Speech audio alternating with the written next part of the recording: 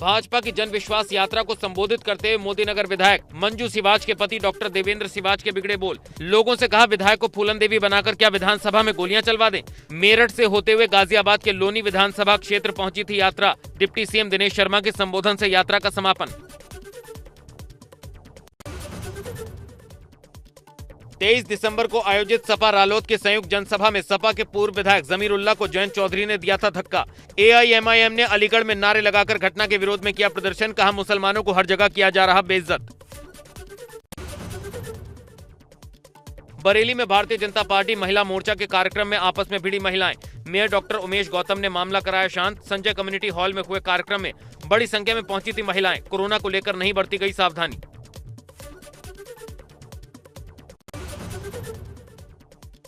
गाजियाबाद में जन विश्वास यात्रा के दौरान हुआ हंगामा। विधायक सुशील मिश्रा विधायक सुनील शर्मा का विरोध करने पहुंचे बीजेपी के पार्षद तेजपाल राणा के साथ पार्षद सचिन डागर ने की मारपीट। विधायक सुनील शर्मा के करीबी माने जाते हैं सचिन डागर। कासगंज में केंद्रीय गृह मंत्री अमित शाह की रैली में चंदन गुप्ता के समर्थकों ने किया हंगामा, जमकर की नारेबाजी। चंदन गुप्ता की 26 जनवरी 2018 को कासगंज में तिरंगा यात्रा निकालते समय एक समुदाय के लोगों ने गोली मारकर की थी हत्या। यूपी फतह पर निकले केंद्रीय गृह मंत्री अमित शाह ने कासगंज में किया भाजपा की जीत का दावा। बोले, इस बार भाजपा 300 पार। आज इस रैली के जाकर ये सारे मीडिया के मित्र हैं, उनके सामने कहने आया हो कि इस बार भाजपा 300 पार।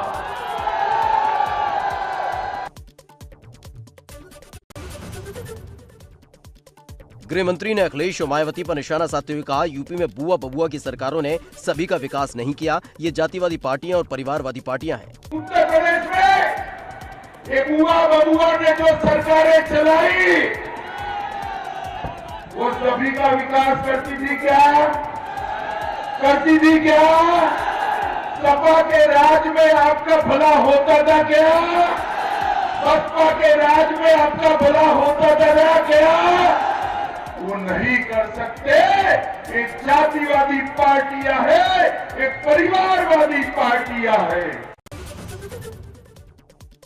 अमित शाह ने सीएम योगी की तारीफ में कहा, पहले यूपी में दंगे होते थे, आज विकास हो रहा है। पहले लोगों का पलायन होता था, अब गुंडों का पलायन हुआ। और 2014 में मैं जहां पर भी जाता था, एक ही बात आती थी, ये सपा के गुंडे परेशान कर रहे हैं। 5 साल के अंदर ही योगी आदित्यनाथ के नेतृत्व में सारे गुंडे यूपी से पलायन कर गए हैं। पलायन। गृह मंत्री अमित शाह ने भारत माता की जयकारे से संबोधन किया शुरू। कहा, ब्रज क्षेत्र भाजपा का गढ़ था, है और रहेगा। बोलिए भारत माता की। ये ब्रज क्षेत्र भाजपा का गढ़ था, है और रहेगा।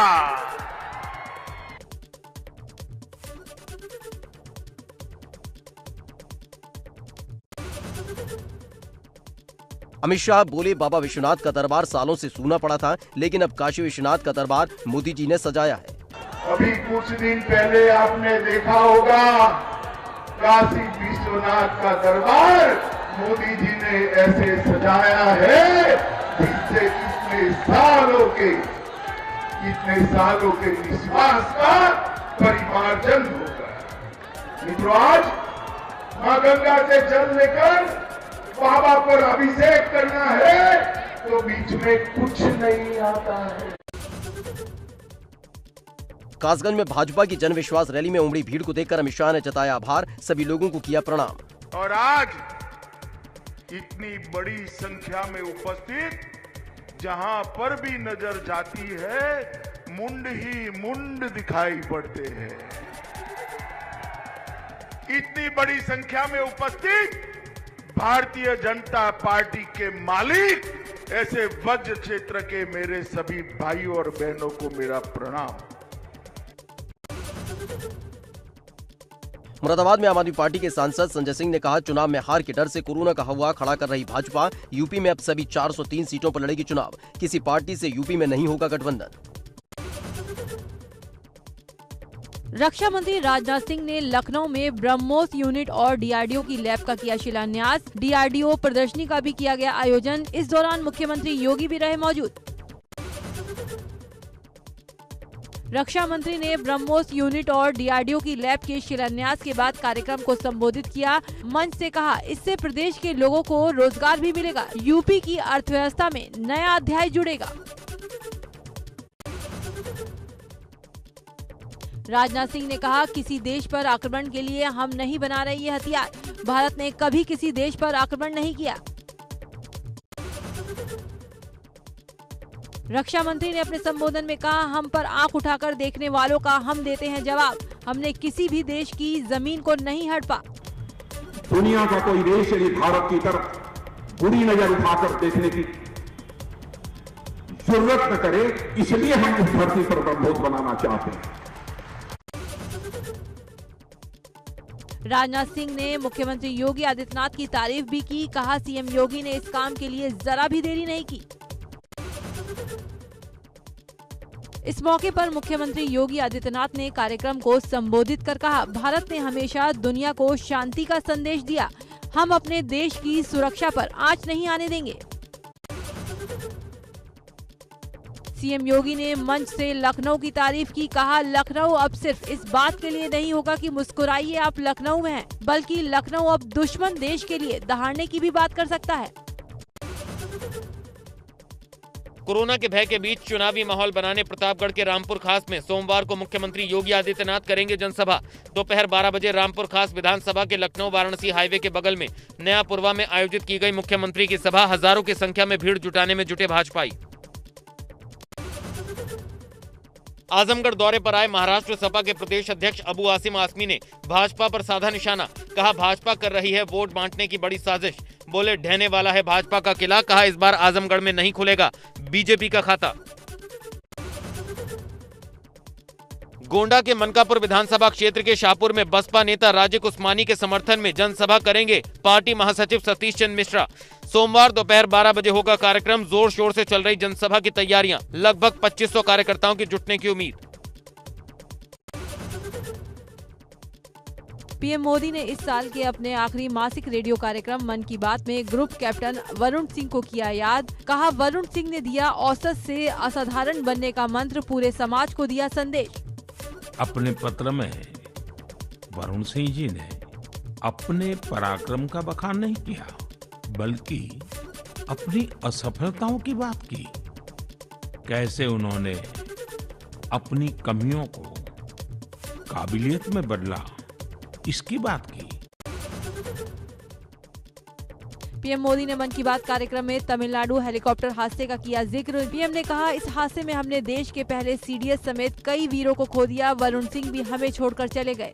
वरुण सिंह उस हेलीकॉप्टर को उड़ा रहे थे जो इस महीने तमिलनाडु में हादसे का शिकार हो गया। उस हादसे में हमने देश के पहले सीडीएस जनरल बिपिन रावत और उनकी पत्नी समेत कई वीरों को खो दिया।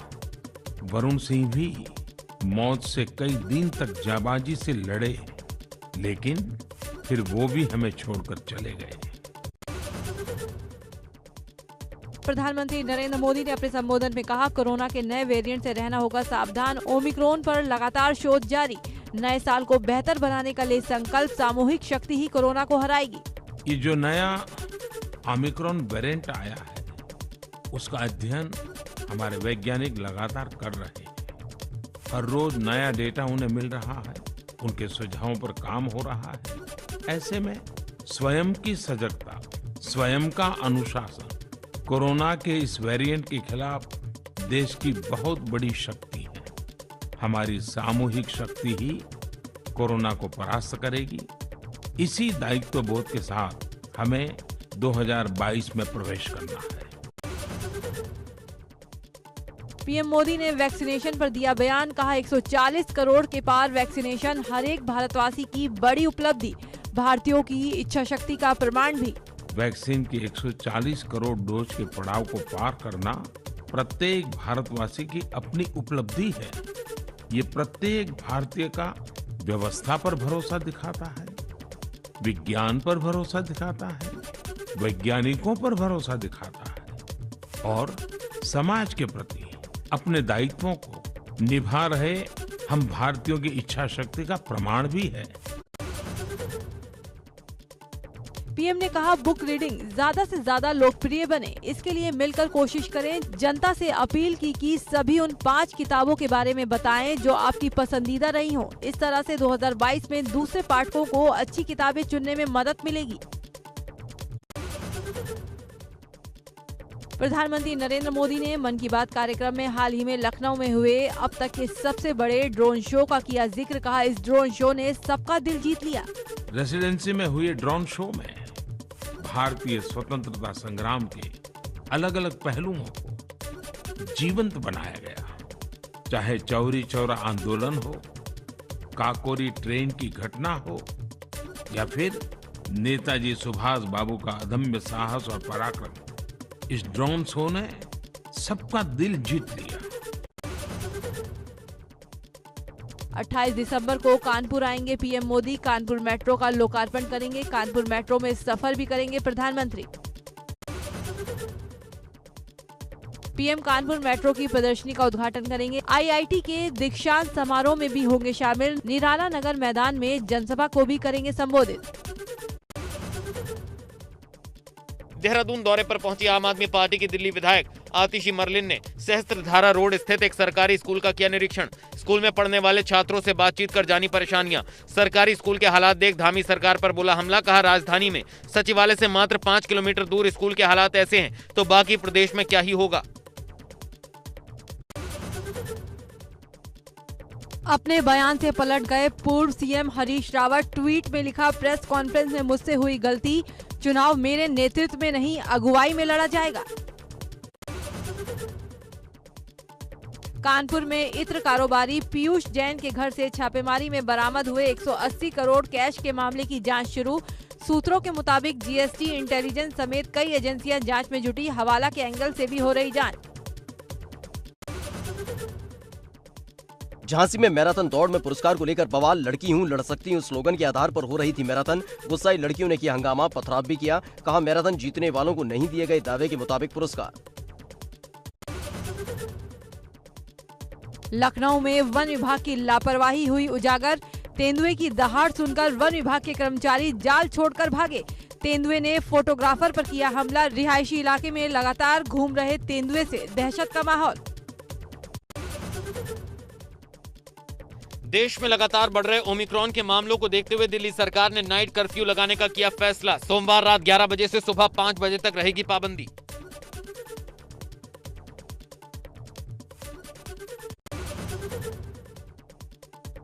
श्रावस्ती में अल्पसंख्यक आयोग के सदस्य और दर्जा प्राप्त मंत्री अफरोज खान ने जिला अस्पताल के कोविड सेंटर का लिया जायजा। ओमिक्रॉन वेरिएंट पर डॉक्टरों से की समीक्षा। जनपद में चल रही तैयारी के संबंध में ली जानकारी। देश में एक दिन में कोरोना संक्रमण के 6,987 नए मामले आए सामने। 162 मरीजों की मौत, 7,091 कोरोना से ठीक। देश में कोरोना के एक्टिव मरीजों की संख्या बढ़कर 76,766 हो गई। शनिवार को देश भर में 9,45,455 कोरोना सैंपल टेस्ट। इसके बाद कोरोना सैंपल टेस्टिंग का आंकड़ा हुआ 67,19,97,082। देश में वैक्सीन लगाने वालों की तादाद बढ़कर हुई 141,37,72,425। इस वक्त देश में कोविड संक्रमितों की संख्या है 3,47,86,802। अब तक कोविड से 4,79,682 लोगों की हो चुकी मौत। इसके अलावा टोटल रिकवरी है 3,42,30,354। स्वास्थ्य मंत्रालय के मुताबिक देश में ओमिक्रॉन केस बढ़कर 422 हुए। महाराष्ट्र और दिल्ली में ओमिक्रॉन के सबसे ज्यादा 108 और 79 मामले हैं। ओमिक्रॉन के 422 मरीजों में से 130 मरीज रिकवर। गाजियाबाद में मिले 16 नए कोरोना के मरीज। पिछले 24 घंटे में 16 लोगों में संक्रमण की पुष्टि। जिले में एक्टिव मरीज हुए 55। एक दिन में ज्यादा मरीज मिलने पर स्वास्थ्य विभाग में हड़कंप। मथुरा में 4 लोगों की रिपोर्ट आई कोरोना पॉजिटिव। सैंपलिंग और वैक्सीनेशन करने में जुटा स्वास्थ्य विभाग। संक्रमितों में आयरलैंड से घूमकर आया 7 साल का मासूम भी शामिल। ओमिक्रॉन जांच के लिए लखनऊ लैब भेजे गए सैंपल। उत्तराखंड में भी बढ़ रहे हैं कोरोना के मरीज। 24 घंटे में उत्तराखंड में मिले 42 नए कोरोना के मरीज। राज्य में सक्रिय मरीजों की संख्या हुई 237। यूपी में कोरोना को लेकर नाइट कर्फ्यू की पहली रात सड़कों पर मुस्तैद दिखे अधिकारी। बाहर घूम रहे लोगों को हिदायत देकर भेजा गया वापस। रात 11 बजे से सुबह 5 बजे तक रहा नाइट कर्फ्यू।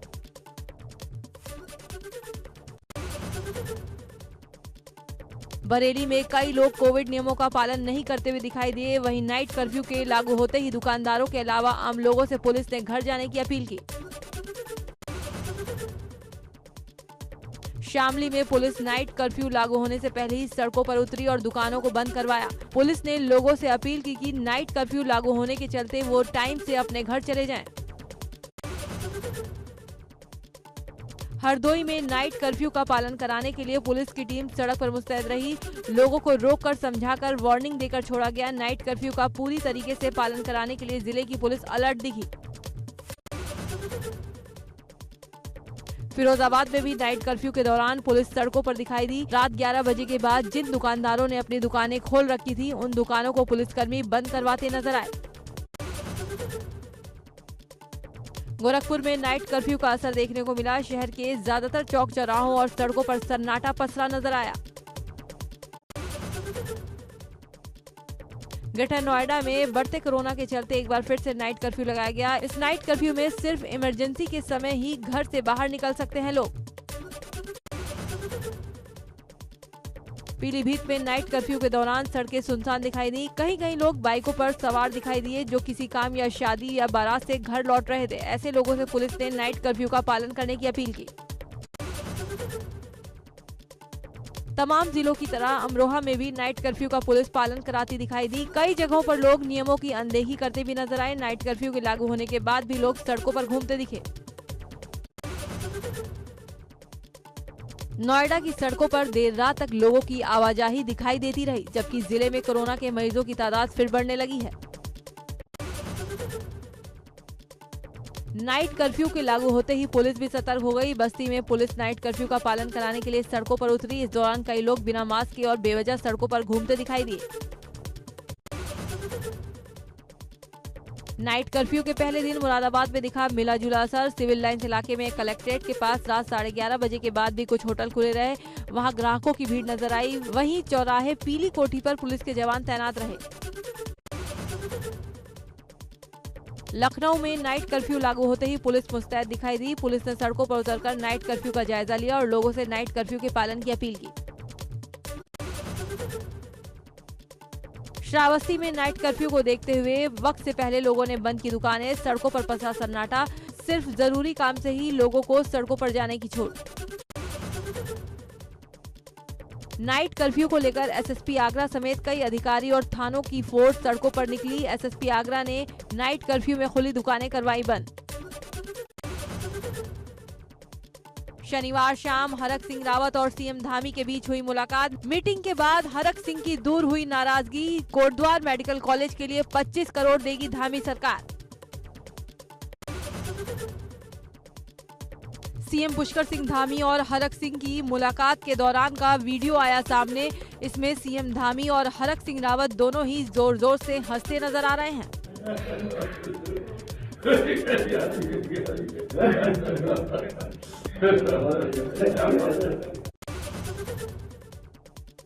कूड़े को बेचकर नगरपालिका रुद्रप्रयाग ने की लाखों की कमाई। जैविक और अजैविक कूड़े की छटनी कर पालिका को हो रहा फायदा। पिछले साल कूड़े से पालिका ने कमाए थे 1 लाख। इस साल हुई 7 लाख की आमदनी। रुद्रप्रयाग में ठंड का भीषण प्रकोप। केदारनाथ समेत पर्यटक स्थल चोपता, दुग्गल बेट्टा क्षेत्रों में हो रही बर्फबारी की खूबसूरत तस्वीर आई सामने। मिनी स्विट्जरलैंड चोपता में भारी तादाद में पहुंच रहे पर्यटक।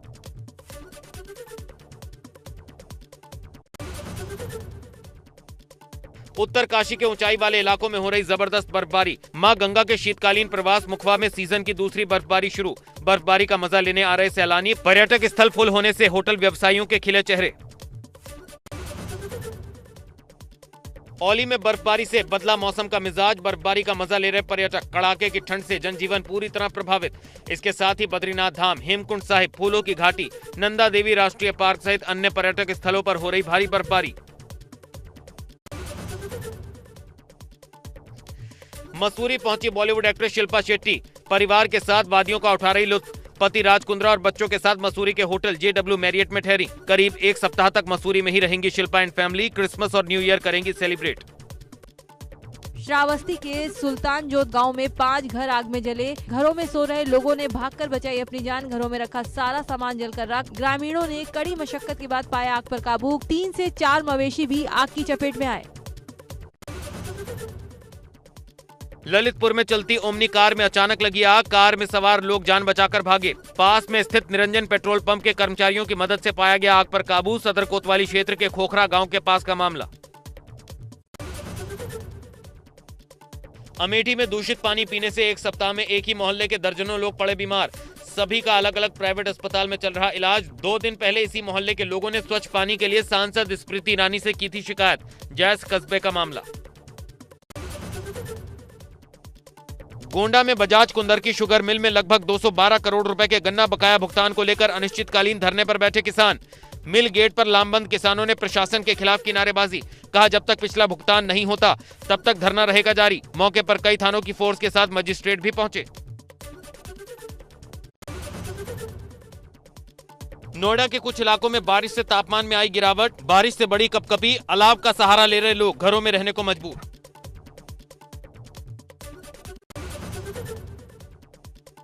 खटीमा की सुरई वन रेंज में बन रही जंगल सफारी और क्रोकोडाइल सफारी का वन विभाग के अधिकारियों ने किया निरीक्षण। अधिकारियों ने इस दौरान निर्माणाधीन एजेंसी को जरूरी दिशा निर्देश दिए। फतेहपुर की धाता थाना पुलिस ने वाहन चेकिंग के दौरान लग्जरी कार से 10.5 किलो के करीब गांजा किया बरामद। मौके से 2 आरोपियों को गिरफ्तार कर उनके कब्जे से तमंचा और कारतूस बरामद किए। बिहार के मुजफ्फरपुर में बड़ा हादसा। बेला इंडस्ट्रियल एरिया फेज 2 में नूडल्स की फैक्ट्री में बॉयलर फटने से 5 लोगों की मौत, कई लोग गंभीर रूप से घायल। धमाके से आसपास की फैक्ट्रियों को भी पहुंचा नुकसान। बगल की फैक्ट्रियां भी क्षतिग्रस्त। लुधियाना धमाके को लेकर अहम खुलासा। पुलिस का दावा, गगनदीप की जेल में खालिस्तानी आतंकियों से हुई थी मुलाकात। गगनदीप ड्रग्स केस का आरोपी भी था। पाकिस्तान एंगल भी तलाश रही पुलिस। जम्मू कश्मीर में शनिवार को सुरक्षा बलों के साथ हुई अलग अलग मुठभेड़ों में 5 आतंकवादी मारे गए। एक IED का था विशेषज्ञ। लश्कर तैयबा के 2 और अंसार गजवा उल हिंद के 2 आतंकी किए ढेर। म्यांमार में हिंसा भड़कने के बाद से तनाव का माहौल। संघर्षरत काया राज्य में महिलाओं और बच्चों सहित 30 से ज्यादा लोग मारे गए। बाद में उनके शव जला दिए गए। सेना पर बुजुर्ग, महिलाओं और बच्चों पर गोलियां चलाने का आरोप।